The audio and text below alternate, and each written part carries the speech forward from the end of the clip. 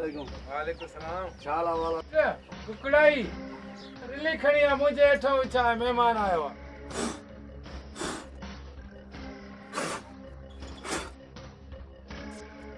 बादशाह तू इते भी मां अबे के रिली ॾेई चा हैदराबाद जो मेहमान आयो अबे जे थोड़ी रिली विजू मन का इज्जत थे मेहमान छा चेंदो त चरन जे घर वादे इज्जत भी न कयो असांजी रिली अबे जे ठो जी दाल घबराए न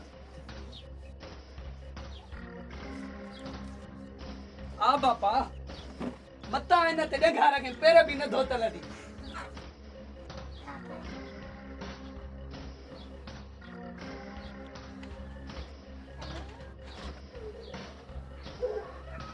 मुझे ला विछाई तो जा तहां पाण ठही वेठा हो बगैर तो मेहमान छाते वेंदो।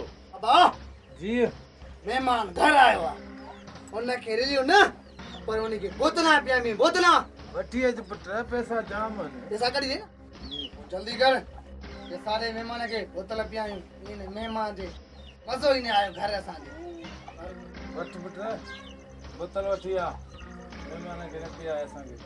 आज शाहरुख खान तुझी बोतल वठण आ जा वारी रे काले वयो आ कुम हम यो अदा काई करण में हुंदो हैदराबाद में मेहमान आला देर जैसी माके रे त मां वठी चा बोतल वठी आ मेहमान लगे थो त निभागो हे भी रेसलिंग विढ़ण वयो।